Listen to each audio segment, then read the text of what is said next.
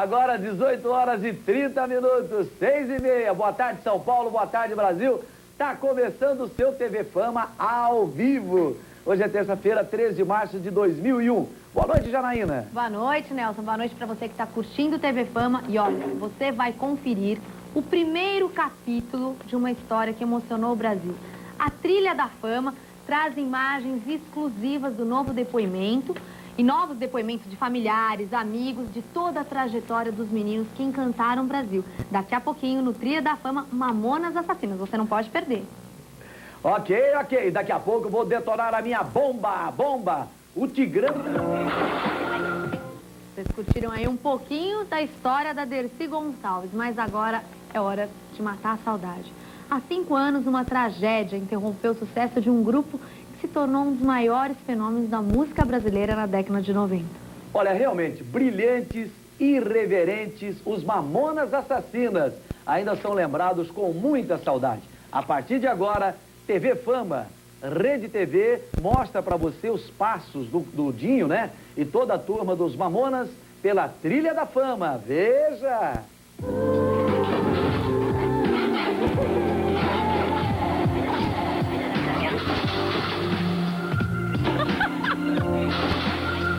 Luta, fé, esperança e alegria. Os Mamonas Assassinas mostraram em sua Trilha da Fama o caminho para entrar nos corações de todos os brasileiros.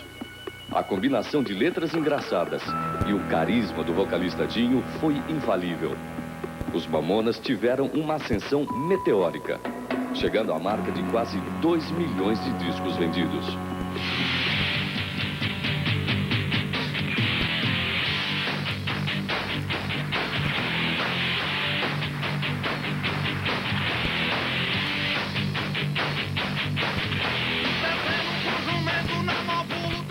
Desde pequenos, os 5 meninos já se mostravam mestres na arte de brincar.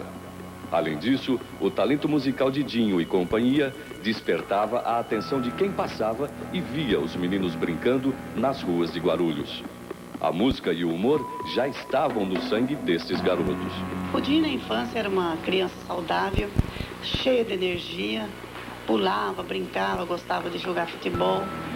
E coisas que ele aprontava na escola era inédita, né? Como colocar a carteira uma em cima da outra para colar a cola da prova no teto da escola. E um dia a professora pegou ele colando, fazendo cola no teto da escola, da classe, né? E ela esperou ele escrever toda a cola, depois ela falou, você já acabou? Aí quando ele desceu, ela fez ele subir e apagar tudo. Então, esse dia eu tive vontade de dar uns tapas nele. Uma vez eles arrumaram uma bola de borracha, né? Era maciça, né? Mas ninguém sabia que era maciça, só eles que sabiam, né? Então eles falaram assim, o Sérgio falou, vamos pegar fulano, né? Aí pegaram aquela bola e colocaram na rua, né? O menino saber. Aí pediu pro menino chutar aquela bola, né? Aí o menino veio com tudo e meteu o pé na bola, né? E era maciça. Aí o menino saiu gritando, quebrei meu pé. É uma das coisas que eles aprontavam, né? Bento, Sérgio e Samuel começaram mais cedo sua aventura musical. Os 3 formaram uma banda chamada Utopia. A música era séria, nada parecido com a irreverência dos Mamonas Assassinas. O grupo Utopia surgiu assim. O Sérgio trabalhava numa empresa, a Olivetti, ficava na Via Dutra, e lá trabalhava o irmão do Bento, Maurício, né?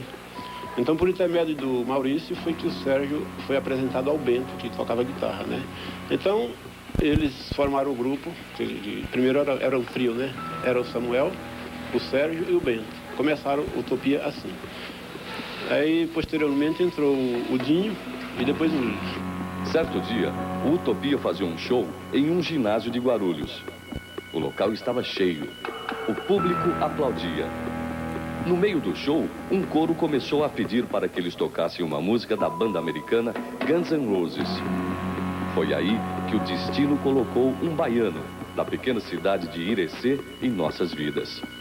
Como nenhum dos integrantes sabia a letra, convidaram alguém da plateia para cantar. Um rapaz com um jeito engraçado e um tanto abusado subiu ao palco. Seu apelido era Dinho, o nosso Dinho, que também não sabia nada da letra. mas arrancou gostosas gargalhadas do público. Dinho se tornou o novo integrante do Utopia.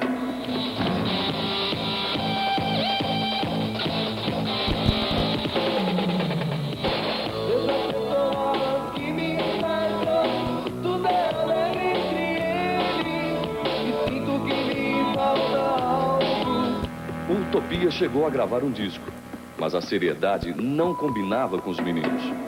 O disco foi um fracasso, vendendo menos de 100 cópias. Esse grupo Utopia, ele batalhou durante 6 ou 7 anos, né, tentando achar uma brechinha, tentando fazer sucesso, mas não conseguiram, né? Chegaram a gravar um LP, por aquele tempo do vinil, né? E eles não fizeram sucesso nenhum. Bateram em várias portas, nas rádios, tudo, e ninguém abria as portas para eles.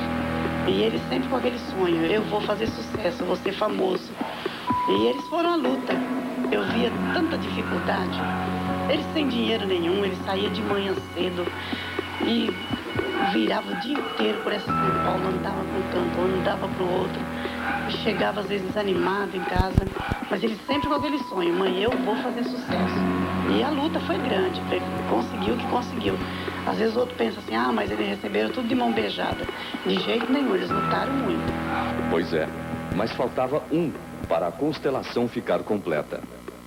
Júlio, um amigo de infância de Dinho, foi escolhido para trabalhar para a Utopia. Ele era encarregado de cuidar dos instrumentos da banda, mas sempre se revelava um show à parte nos bastidores das apresentações. Com um grande talento nas mãos para o piano e teclado, foi questão de tempo para que Júlio se tornasse o novo integrante da banda. O Júlio era uma pessoa extrovertida e ao mesmo tempo tímida, era muito reservado, né?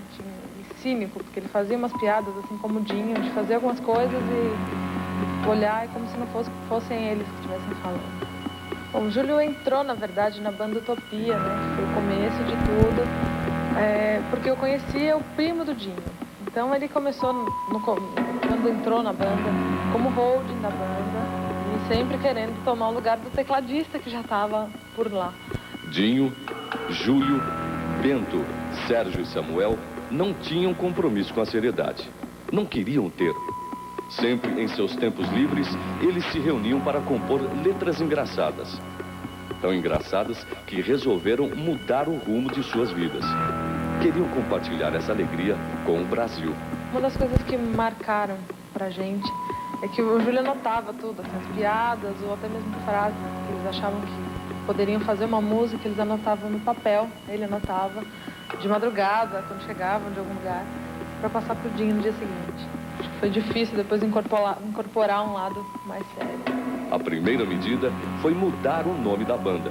Afinal, Utopia não combinava com aquele tipo de música. Entre ideias brilhantes como Coraçõezinhos Apertados, Tangas Vermelhas e Os Cangaceiros de Teu Pai, surgiu Mamonas Assassinas, que, segundo Dinho, foi o nome que mais provocou risadas no grupo. A ideia do nome Mamonas Assassinas partiu do Samuel, né? Primeiro eles pensaram assim, Mamonas Assassinas do Espaço. Mas aí depois eles tiraram o espaço fora e ficou só Mamonas Assassinas. Mas para desbravar a trilha da fama, era fundamental que eles fossem descobertos pela mídia.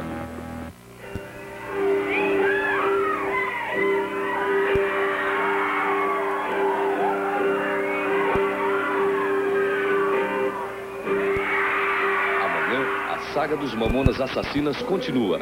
Dinho e companhia assinam com uma gravadora e se tornam uma febre nacional. A trilha da fama está aberta. Essa mulher que briga com você quando você tem o dedo no nariz de vida debaixo do seu carro.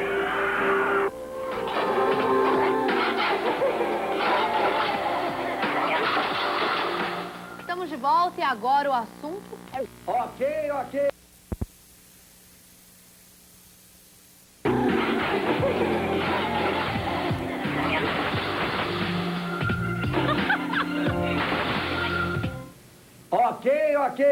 Boa noite São Paulo, boa noite Brasil. Começa agora o seu TV Fama ao vivo. São 18 horas e 30 minutos. Hoje é quarta-feira, 14 de março de 2001. Você vai saber destaque hoje, Janaína, boa noite. Boa noite, Nelson. Boa noite para vocês que estão acompanhando já o TV Fama, que está só começando. E olha, hoje você vai ficar... Muito bem, se divertiu bastante, né? 19 horas e 34 minutos. Bom, agora você vai ver hoje o segundo capítulo da Trilha da Fama com a trajetória dos Mamonas Assassinas. Veja no TV Fama, confira.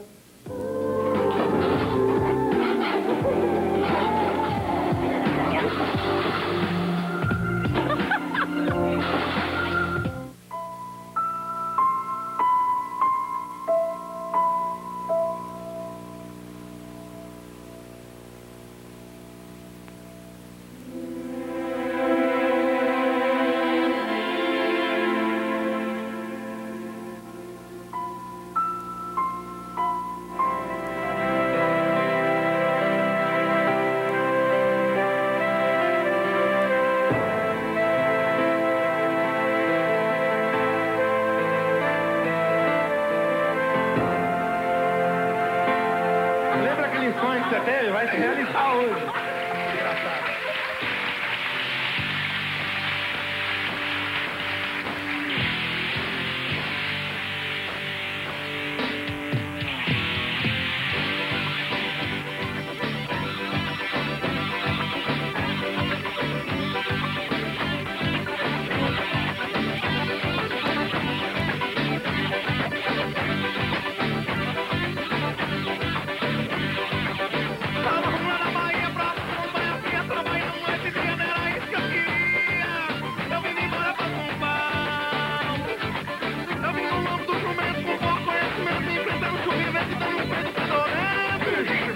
Eles eram, é o que a gente costuma dizer.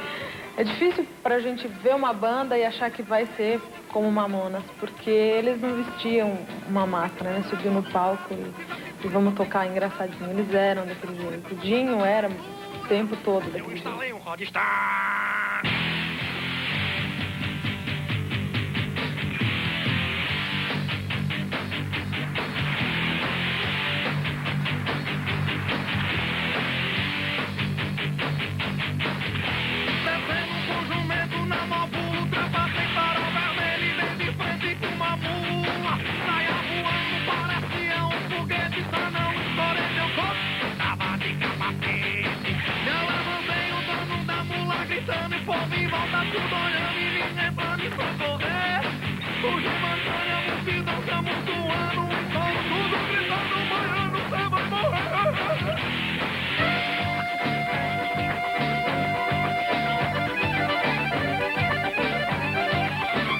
Esse aqui é muito baixo. O Samuel usou muito fazendo shows, né?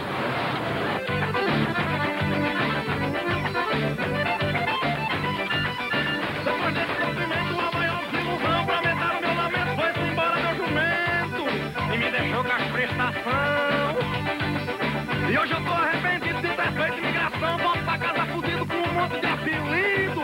O mais bonito é cabeção.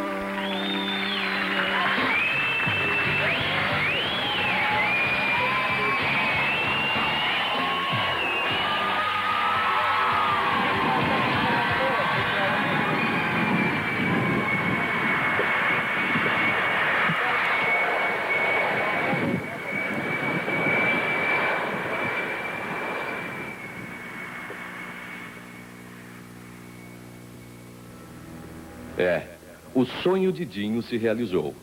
Depois de determinar o fim da banda Utopia e abolir as músicas com letras sérias, a Trilha da Fama estava aberta para os Mamonas Assassinas. A explosão foi uma questão de tempo.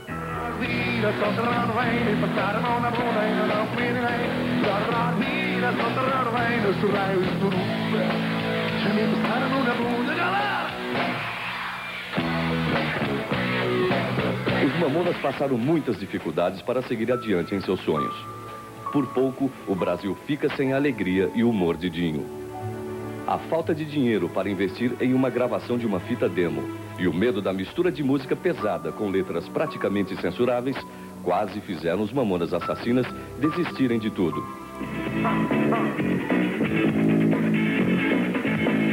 Nada me faz pensar, nada me faz pensar, nada me faz pensar. dançar. Com a fita demo na mão, foi a vez de bater de porta em porta nas grandes gravadoras. Eles passavam o dia inteiro pedindo uma ajuda a empresários e executivos de renome. Às vezes ele saía cedo, não comia nada. Chegava de noite morrendo de fome. Aí, coitado, esquentava comida para ele naquela panela, levava até a sala. Ele falava, mãezinha, eu tô morrendo de fome. Aí eu levava comida para ele. Ali mesmo ele já comia, dormia. E a luta foi grande. A sorte parecia não ajudar. Mas para todos aqueles que buscam seus sonhos até o fim, sempre há um final feliz. Bateram em várias portas, nas rádios, tudo. E ninguém abria as portas para ele. E ele sempre com aquele sonho, eu vou fazer sucesso, eu vou ser famoso. O baterista da banda Baba Cósmica, Rafael, ouviu a fita dos Mamonas. A pessoa certa, na hora certa, no lugar certo. Rafael era filho de João Augusto Soares, dono de uma grande gravadora brasileira, a EMI Odeon. O baterista logo se encantou pela música escrachada e o som diferente dos Mamonas Assassinas. Para ele, era um novo fenômeno musical que estava surgindo. Bastou convencer o pai a ver um pequeno show dos Mamonas em Guarulhos. Assim, no dia 28 de abril de 1995, eles assinaram o papel mais importante de sua vida. O primeiro contrato com uma grande gravadora do Brasil.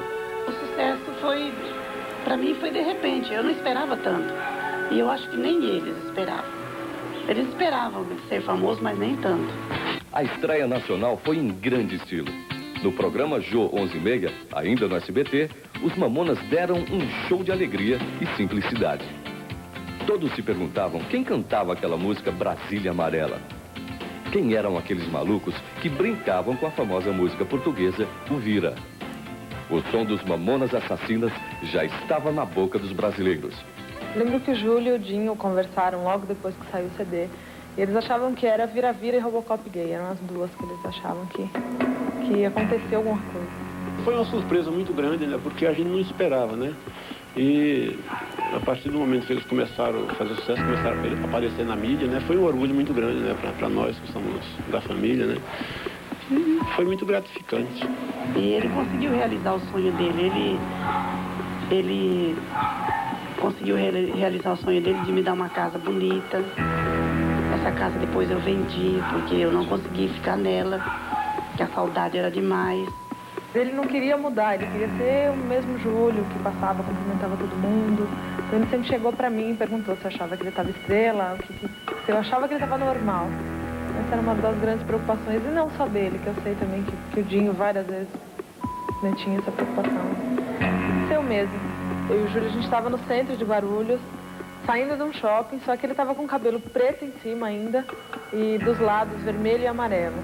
E a gente estava onde passavam os ônibus e um motorista do ônibus começou a olhar para ele porque achava estranho, porque foi logo no começo da banda, né, de Mamonas.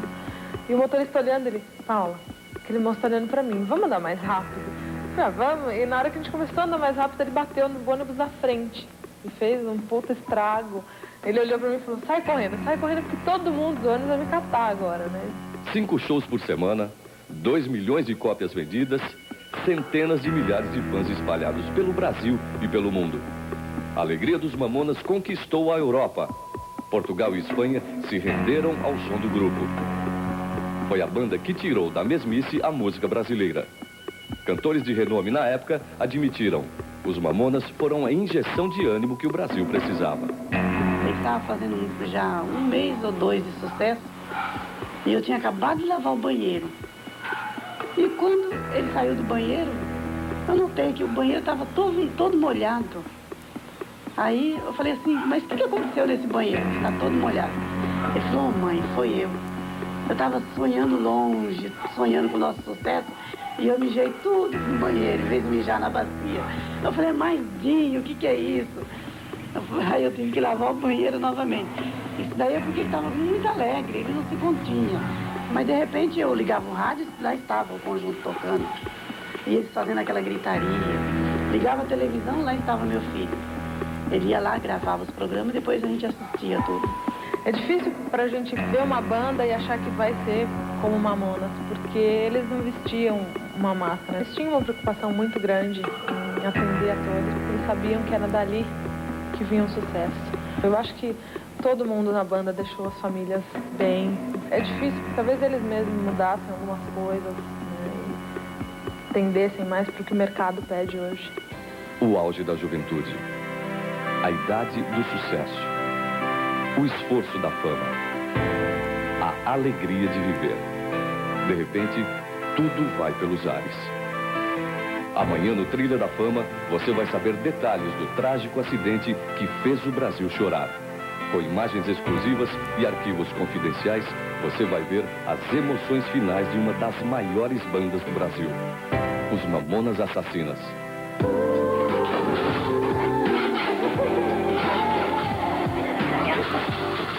E amanhã tem mais, hein? A terceira parte, o terceiro capítulo na Trilha da Fama com os Mamonas Assassinas. Vocês não podem perder. E agora eu quero saber o que as fãs estão achando da atuação da Sandra.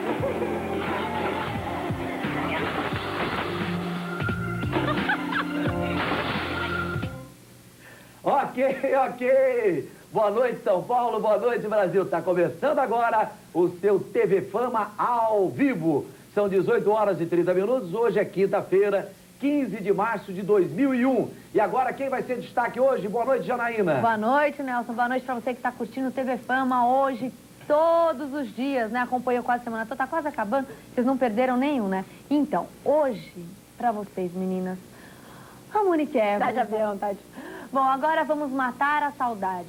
O grupo musical que marcou uma história de muito humor na música brasileira. Olha, realmente, na Trilha da Fama agora, hoje, você vai ver o terceiro capítulo da trajetória dos Mamonas Assassinas. No auge do sucesso veio a tragédia. Veja.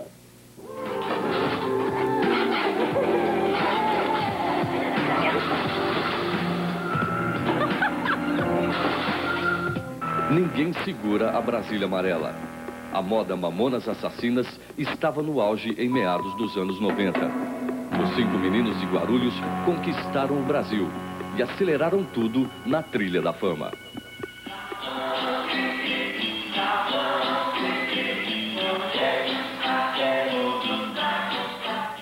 Mas o destino é incerto e cheio de armadilhas.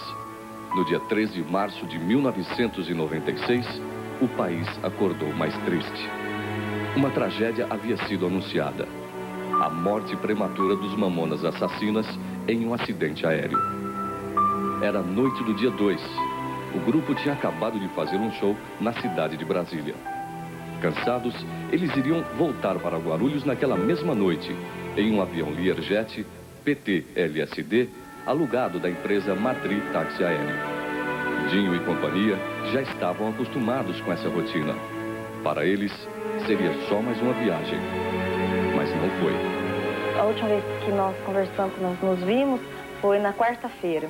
Como foi de última hora e o avião que levava os Mamonas não pôde ir, então, o que era um avião do comandante Pereira, sobrinho, ele não pôde ir. Então foi quando o comandante Jorge levou os Mamonas com o Learjet. Há toda uma tensão, né? Isso ficou bem claro, eles já estavam, o Jorge ele já estava há 17 horas sob tensão, sob trabalho. No aeroporto existe uma tensão dos pilotos. Imagina você programar para sair 1 hora, daí programa para sair mais, daí meia hora depois, 1 hora vai indo. Então existia, eu acredito, uma tensão toda que antecedeu essa viagem, né? Todas as vezes que ele viajava eu ficava preocupada, porque a gente tem uma preocupação muito grande com esses aviões pequenos. Esses grandes é mais difícil. Pode ver que é dificilmente cair um avião grande. No último dia que ele chegou da viagem, que ele acordou de manhã, tomou banho de piscina, depois mais tarde ele pegou a Valéria, colocou na garupa da moto, foi até a casa do Sérgio Samuel, voltou. Aí ele falou: mãe, eu tô com fome. Ele subiu até onde eu estava, no quarto, falou: mãe, agora eu estou com fome. Aí me deu aquela vontade de abraçar ele.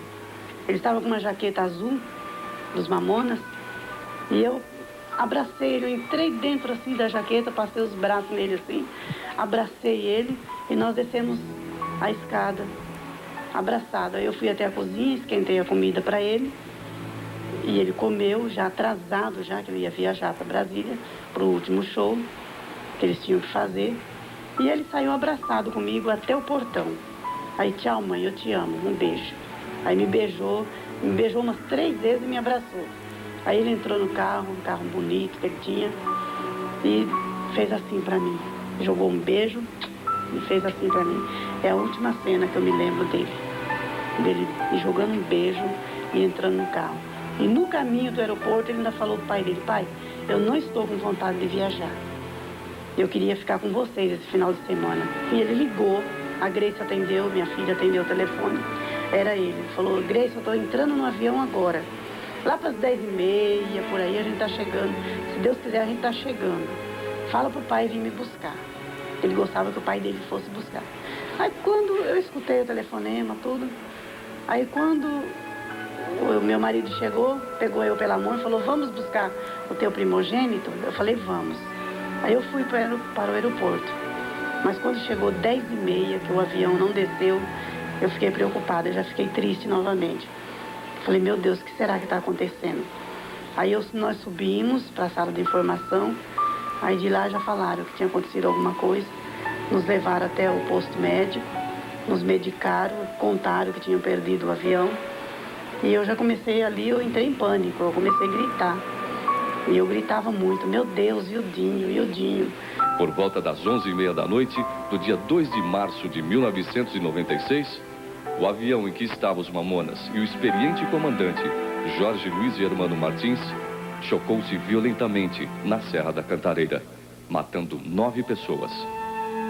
Os 5 integrantes, o segurança da banda, um ajudante de palco, o piloto e o copiloto Alberto não resistiram a esse trágico acidente. Agora você imagina como que é você ver seu marido sair de casa com uma mala na mão, indo trabalhar, você ficar em casa com 2 crianças, uma de 3 e uma de 1 ano, e de repente você acordar com a notícia de que seu marido está morto. É complicado, né? Mas ainda sempre existia aquele negocinho, né? Será que ele ainda está vivo? Será que os outros estão vivos, né? E posteriormente foi a medida, foi como é que iria buscar esse corpo, como é que iria trazer, como é que fala com as crianças, como é que não fala, sem contar com a pressão por parte de todo mundo, né? A pressão da população, a pressão dos fãs, pressão da família, pressão de tudo quanto é lugar. Eles falaram assim: nós perdemos o avião. O avião caiu numa pedreira, foi o que eles falaram. Depois nós ficamos sabendo que era na serra. Então quando falaram que caiu, eu falei: não tem ninguém vivo. Porque um avião daquele tamanho cair, bater numa montanha, não ia sobrar ninguém mesmo. Mas Deus sabe o que faz, né? Só Deus. Eu atendi o telefone, estava inclusive colocando nome nas roupas, nas fantasias que eles estavam levando para Portugal, colocando o nome de cada um. E eu atendi e falei pro meu irmão, falei: não vai acontecer nada, daqui a pouco meu irmão liga e a gente pega ele no aeroporto. Aí ele ligou de novo por volta da meia-noite e falou: Paula, manda seu pai vir pra cá. Inclusive minha mãe atendeu e eu tomei o telefone dela e falei que ela já estava chorando. E pedindo para ele ter paciência, ter fé, que não ia acontecer nada com ninguém. E ele pediu pro meu pai ir até o aeroporto. Bom, depois que o Ideobrando pediu pro meu pai ir até o aeroporto, tentei acalmar minha mãe e falava para ela, tentava confortar e dizer que não tinha acontecido nada, mas acho que no fundo eu sabia, porque é muito difícil um avião cair do jeito que foi, né, o acidente dele, e alguém sobreviver. Minha mãe quis ir até a casa dos pais do Dinho para ficar lá com todo mundo, e por volta das 5h30 da manhã foi quando o tio do Dinho estava escutando no radinho e a gente ouviu a confirmação de que não havia nenhuma alma. Eu fiquei sem ação. Na hora deu vontade de chorar, chorei um pouquinho, mas ao mesmo tempo me controlei. E eu recorri aos amigos que estavam junto comigo e eles me consolaram. E dia seguinte, bem cedo mesmo, eu era feriado, aproveitei e passei em todas as igrejas, os templos que existem no Japão, cada esquina tem um. E eu aproveitei esse dia, 7 horas da manhã já acordei, fiz minhas preces por lá mesmo e acho que isso me confortou bastante. Na época, a Beatriz tinha 3 e a Ana tinha 1 ano. A Beatriz, um mês antes do acidente, 2 de fevereiro de 96, ela com 3 anos e quase 2 meses, ela viu o acidente do pai.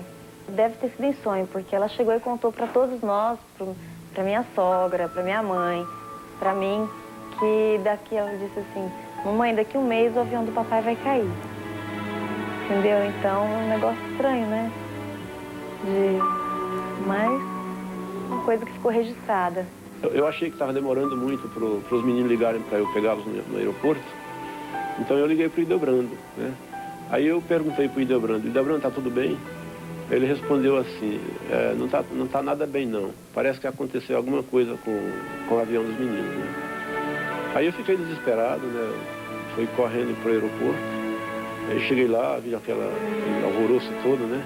Mas não tinha nada confirmado. Aí a gente ficou, passou a noite inteira no aeroporto, né? Esperando a confirmação. Mas a gente sabia o que tinha acontecido, o avião tinha caído e tal. Mas a gente ficou sempre naquela expectativa de que não tivesse acontecido o pior para os meninos, né? E só de manhã é que veio a confirmação que infelizmente não tinha sobrevivente.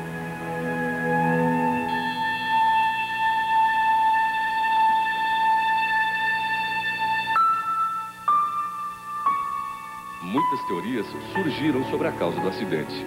Alguns acreditavam que o Dinho estava pilotando o avião.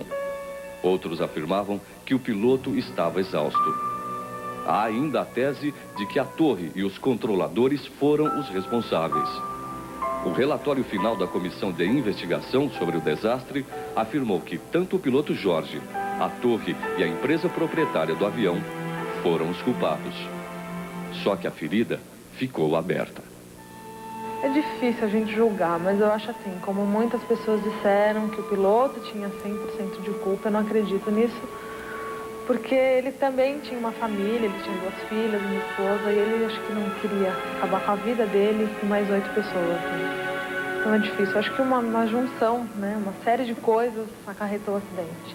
Então, umas coisas a gente acredita muito, que a torre foi negligente, que a gente viu algumas fitas, mas não culpo o piloto. A polêmica não irá trazer os Mamonas de volta. A alegria de viver dos meninos agora está contagiando outros céus. Mas com certeza, uma corrente de carinho faz com que, aonde eles estiverem, eles saibam que suas missões, aqui na Terra, foram cumpridas. Como dizia o poetinha, que seja eterno enquanto dure. E o legado deixado pelos Mamonas, com certeza, ficou para sempre em nossas memórias. Obrigado, meninos. Ele faz muita falta, ele era a alegria da nossa casa. Ele sempre brincando, sempre sorrindo, sempre fazendo as palhaçadas dele. Sérgio e Samuel, eu tenho certeza que vocês estão num lugar muito melhor do que esse mundo cão que nós dizemos aqui. Então eu peço a vocês que orem por nós, né, que estamos aqui nessa terra, e que Deus ilumine sempre o caminho de vocês. Eu acredito em destino por causa disso. Porque exatamente o que ele falou que ele ia fazer em vida, ele fez e infelizmente nos deixou. Mas acho que o destino é... O ser humano acho que tem uma missão. E acho que quando cumpriu essa missão, ele se foi. Eu queria deixar... Espero que ele... Tenho certeza que ele está ouvindo, que eu gostava muito dele. E achava ele muito correto. Por isso que algumas coisas... Eu lamento não ter poder dito isso em vida, mas... eu amava muito ele. Tô com saudade.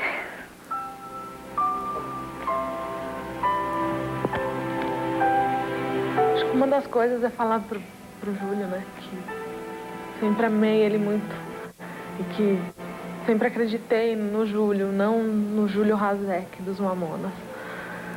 E que uma das coisas que eu nunca falei, até mesmo porque não deu tempo, sei lá, às vezes vergonha, mas de falar que eu amo muito, não só ele, mas como os outros meninos também, que acabou fazendo parte da minha vida. E que eu aprendi muito com ele.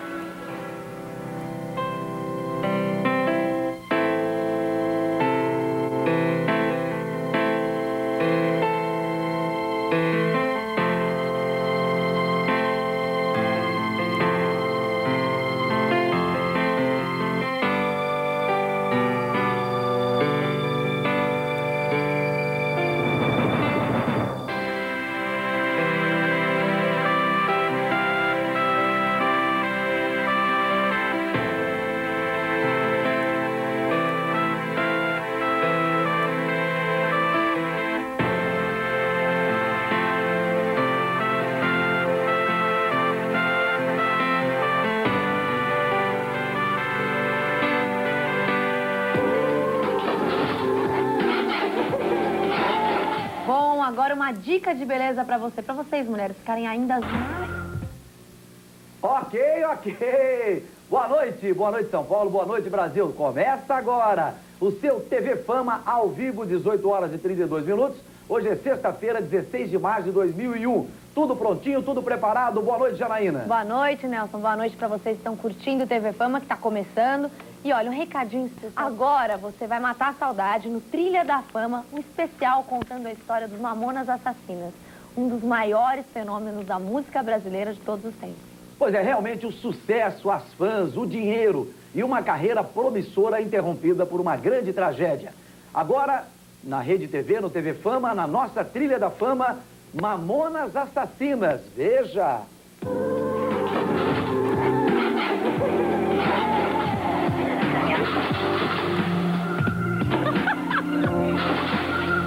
Luta, fé, esperança e alegria. Os Mamonas Assassinas mostraram em sua Trilha da Fama o caminho para entrar nos corações de todos os brasileiros. A combinação de letras engraçadas e o carisma do vocalista Dinho foi infalível. Os Mamonas tiveram uma ascensão meteórica, chegando à marca de quase 2 milhões de discos vendidos.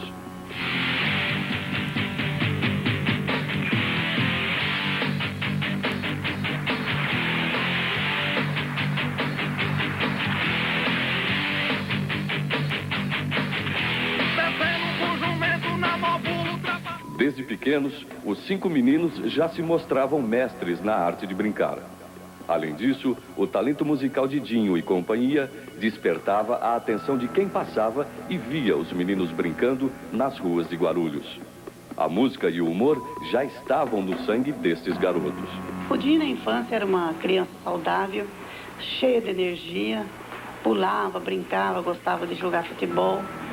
E coisas que ele aprontava na escola era inédita, né? Como colocar a carteira uma em cima da outra para colar a cola da prova no teto da escola. E um dia a professora pegou ele colando, fazendo cola no teto da escola, da classe, né?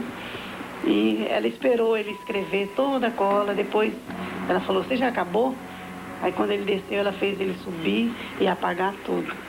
Então, esse dia eu tive vontade de dar uns tapas nele. Uma vez eles arrumaram uma bola de borracha, né? Era maciça, né? Mas ninguém sabia que era maciça, só eles que sabiam, né? Então eles falaram assim, o Sérgio falou, vamos pegar fulano, né? Aí pegaram aquela bola e colocaram na rua, né? O menino saber. Aí pediu pro menino chutar aquela bola, né? Aí o menino veio com tudo e meteu o pé na bola, né? E era maciça. Aí o menino saiu gritando, quebrei meu pé. É uma das coisas que eles aprontavam, né? Bento, Sérgio e Samuel começaram mais cedo sua aventura musical. Os três formaram uma banda chamada Utopia. A música era séria, nada parecido com a irreverência dos Mamonas Assassinas. O grupo Utopia surgiu assim. O Sérgio trabalhava numa empresa, a Olivetti, ficava na Via Dutra, e lá trabalhava o irmão do Bento, Maurício, né? Então, por intermédio do Maurício, foi que o Sérgio foi apresentado ao Bento, que tocava guitarra, né? Então, eles formaram o grupo, primeiro era um trio, né?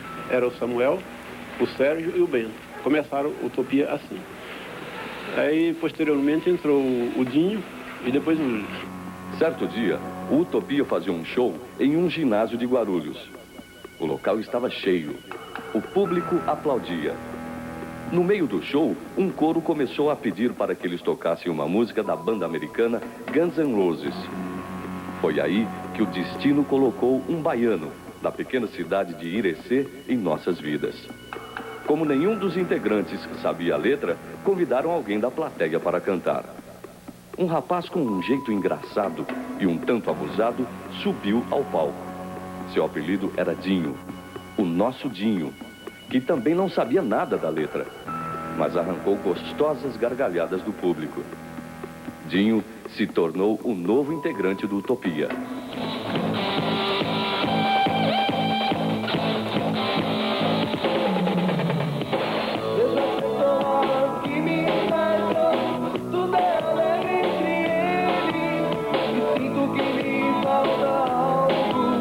O Utopia chegou a gravar um disco, mas a seriedade não combinava com os meninos. O disco foi um fracasso, vendendo menos de 100 cópias. Esse grupo Utopia, ele batalhou durante 6 ou 7 anos, né? Tentando achar uma brechinha, tentando fazer sucesso, mas não conseguiram, né? Chegaram a gravar um LP, naquele tempo de vinil, né? E eles não fizeram sucesso nenhum. Chegava às vezes desanimado em casa, mas eles sempre com aquele sonho: mãe, eu vou fazer sucesso. Pois é, mas faltava um para a constelação ficar completa. Júlio, um amigo de infância de Dinho, foi escolhido para trabalhar para Utopia.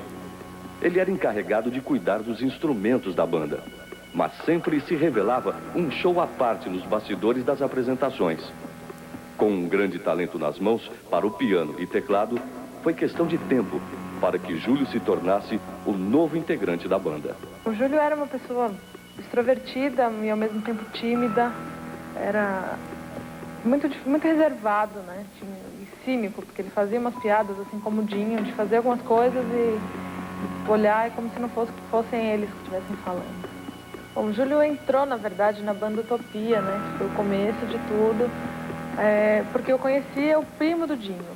Então ele começou, quando entrou na banda, como holding da banda e sempre querendo tomar o lugar do tecladista que já estava por lá. Dinho, Júlio, Bento, Sérgio e Samuel não tinham compromisso com a seriedade. Não queriam ter. Sempre em seus tempos livres, eles se reuniam para compor letras engraçadas. Tão engraçadas que resolveram mudar o rumo de suas vidas. Queriam compartilhar essa alegria com o Brasil. Uma das coisas que marcaram pra gente é que o Júlio anotava tudo, assim, as piadas ou até mesmo frases que eles achavam que poderiam fazer uma música, eles anotavam no papel. Ele anotava de madrugada, quando chegavam de algum lugar, para passar pro Dinho no dia seguinte. Acho que foi difícil depois incorporar um lado mais sério. A primeira medida foi mudar o nome da banda. Afinal, Utopia não combinava com aquele tipo de música. Entre ideias brilhantes como Coraçõezinhos Apertados, Tangas Vermelhas e Os Cangaceiros de Teu Pai, surgiu Mamonas Assassinas, que, segundo Dinho, foi o nome que mais provocou risadas no grupo. Mas para desbravar a trilha da fama, era fundamental que eles fossem descobertos pela mídia.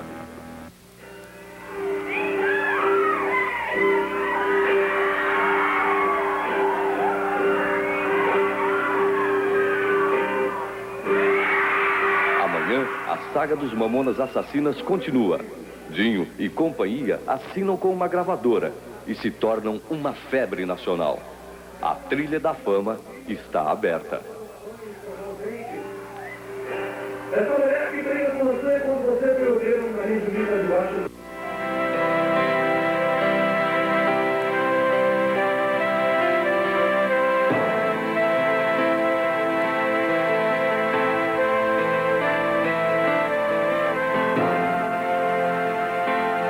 Lembra aquele sonho que você teve? Vai se realizar hoje.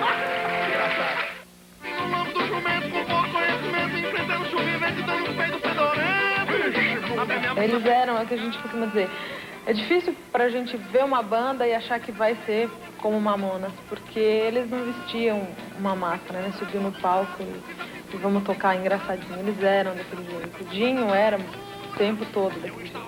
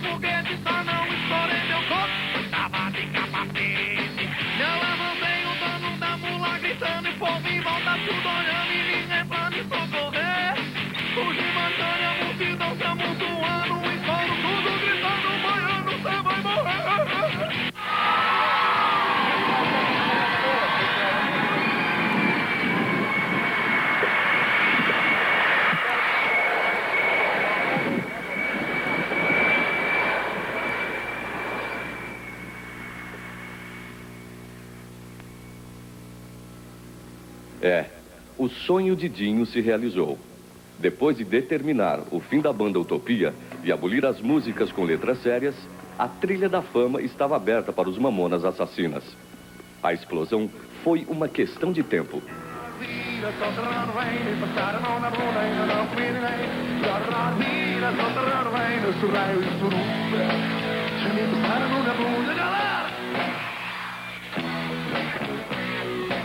Os Mamonas passaram muitas dificuldades para seguir adiante em seus sonhos. Por pouco, o Brasil fica sem a alegria e o humor de Dinho.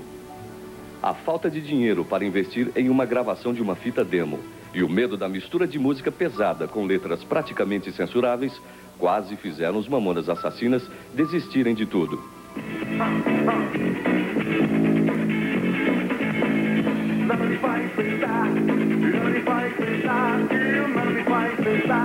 Com a fita demo na mão, foi a vez de bater de porta em porta nas grandes gravadoras.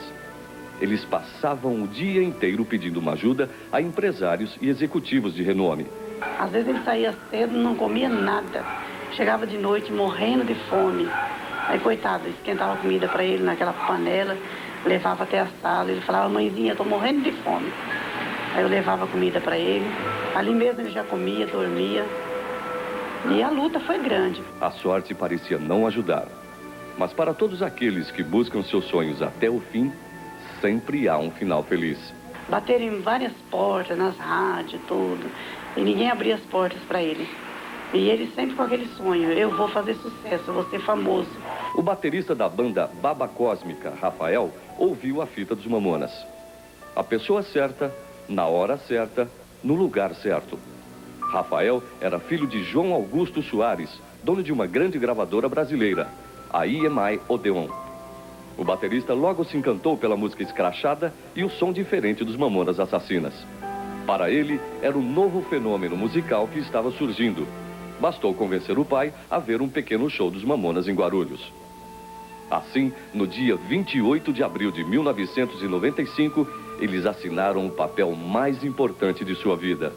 O primeiro contrato com uma grande gravadora do Brasil. O sucesso foi, para mim, foi de repente. Eu não esperava tanto. E eu acho que nem eles esperavam.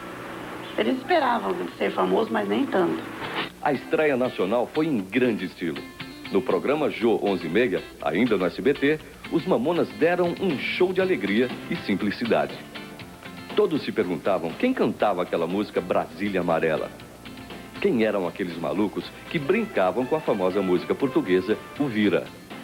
O som dos Mamonas Assassinas já estava na boca dos brasileiros. Lembro que o Júlio e o Dinho conversaram logo depois que saiu o CD. E eles achavam que era Vira-Vira e Robocop gay. Eram as duas que eles achavam que aconteceu alguma coisa. E ele conseguiu realizar o sonho dele. Ele conseguiu realizar o sonho dele de me dar uma casa bonita. Essa casa depois eu vendi, porque eu não consegui ficar nela, que a saudade era demais. Ele não queria mudar, ele queria ser o mesmo Júlio, que passava, cumprimentava todo mundo.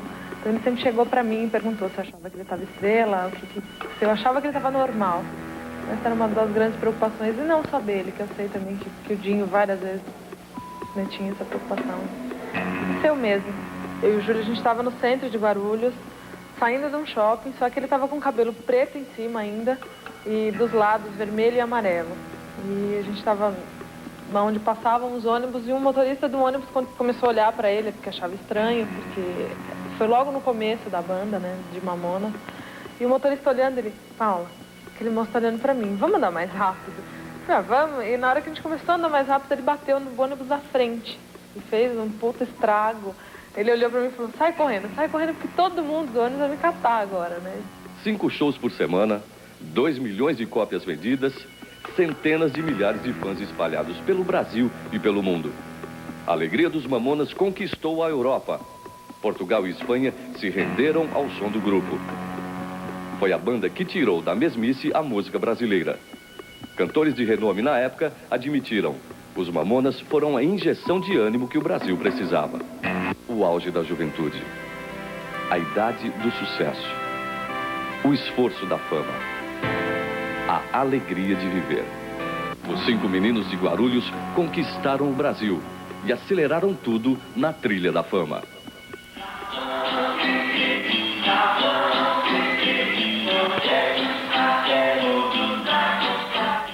Mas o destino é incerto e cheio de armadilhas. No dia 3 de março de 1996, o país acordou mais triste. Uma tragédia havia sido anunciada. A morte prematura dos Mamonas Assassinas em um acidente aéreo. Era a noite do dia 2. O grupo tinha acabado de fazer um show na cidade de Brasília. Cansados, eles iriam voltar para Guarulhos naquela mesma noite, em um avião Learjet PT-LSD, alugado da empresa Madrid Táxi Aéreo. Dinho e companhia já estavam acostumados com essa rotina. Para eles, seria só mais uma viagem. Mas não foi. A última vez que nós conversamos, que nós nos vimos, foi na quarta-feira. Como foi de última hora e o avião que levava os Mamonas não pôde ir, então, o que era um avião do comandante Pereira Sobrinho, ele não pôde ir, então foi quando o comandante Jorge levou os Mamonas com o Learjet.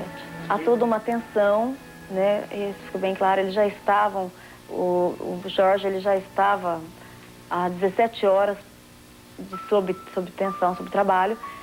No aeroporto existe uma tensão dos pilotos. Imagina você programar para sair 1 hora, daí programa para sair mais, daí meia hora depois, 1 hora vai indo. Então existia, eu acredito, uma tensão toda que antecedeu essa viagem, né? Todas as vezes que ele viajava eu ficava preocupada, porque a gente tem uma preocupação muito grande com esses aviões pequenos. Esses grandes é mais difícil. Pode ver que é dificilmente cair um avião grande. No último dia que ele chegou da viagem, que ele acordou de manhã, tomou banho de piscina, depois mais tarde ele pegou a Valéria, colocou na garupa da moto, foi até a casa do Sérgio Samuel, voltou. Aí ele falou: mãe, eu tô com fome. Ele subiu até onde eu estava, no quarto, falou: mãe, agora eu estou com fome. E no caminho do aeroporto ele ainda falou pro pai dele: pai, eu não estou com vontade de viajar. Eu queria ficar com vocês esse final de semana. E ele ligou, a Grace atendeu, minha filha atendeu o telefone. Era ele falou: Grace, eu estou entrando no avião agora. Lá para as 10h30, por aí a gente está chegando. Se Deus quiser, a gente está chegando. Mas quando chegou 10h30, que o avião não desceu, eu fiquei preocupada, eu já fiquei triste novamente. Falei: meu Deus, o que será que está acontecendo?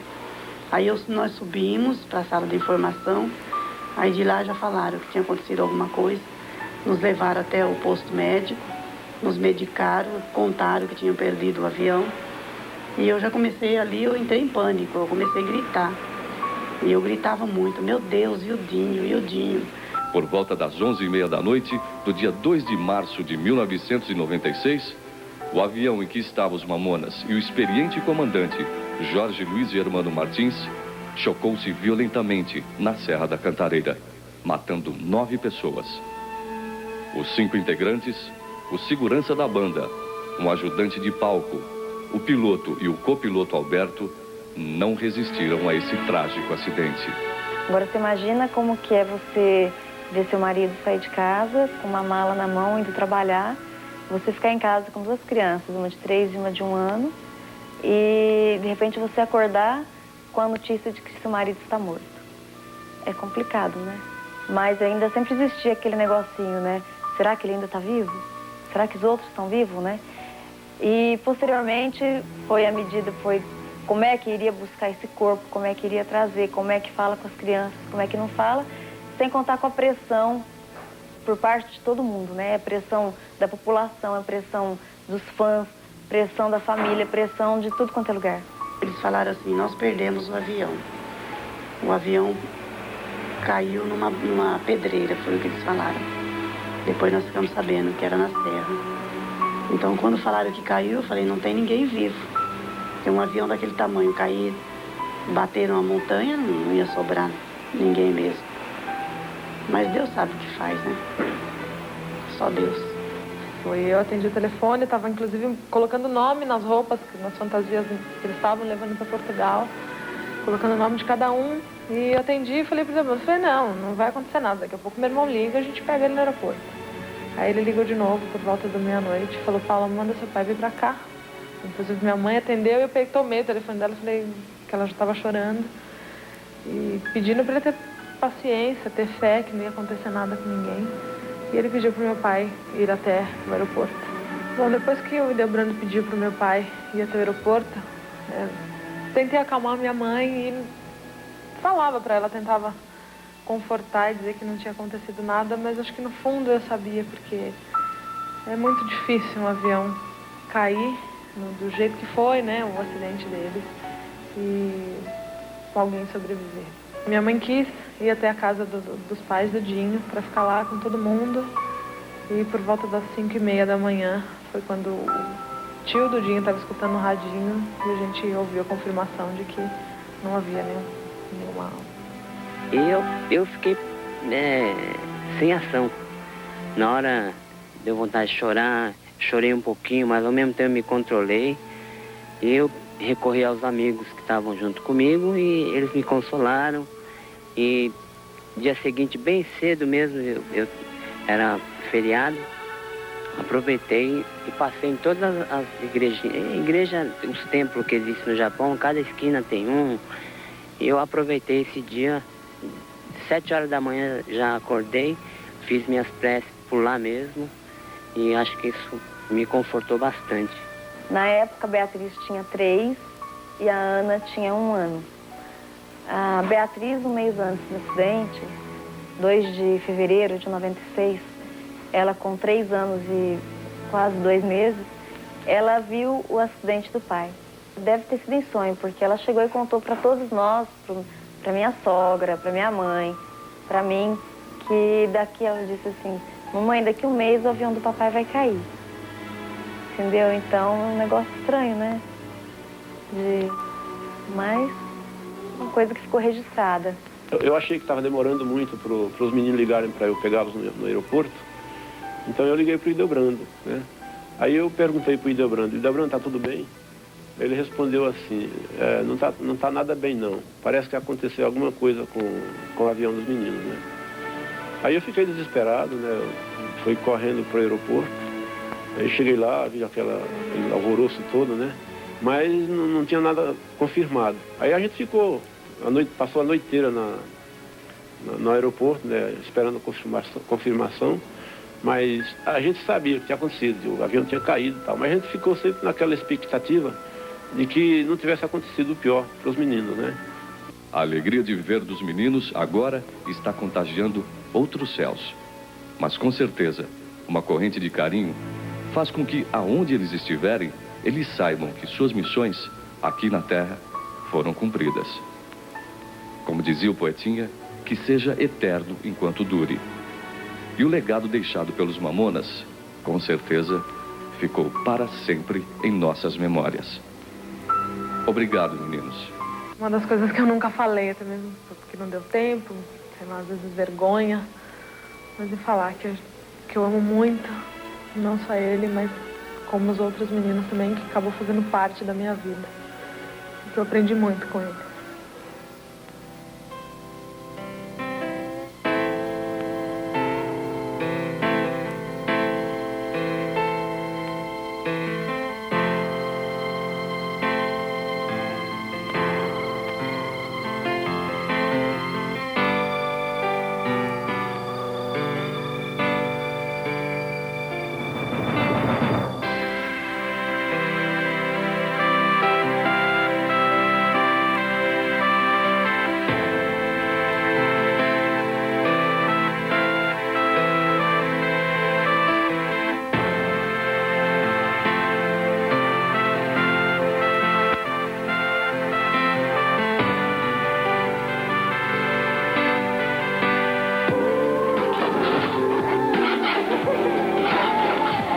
Ok, 19h26, está aí a TV Fama mostrando para você, né, a vida, a obra dos Mamonas Assassinas. Aliás, um detalhe curioso é que a Cristiane, a viúva do piloto Jorge, que mora em Orlândia, hoje ela é vereadora nesta cidade do interior de São Paulo, Janaína. E olha, Nelson, tem novidade.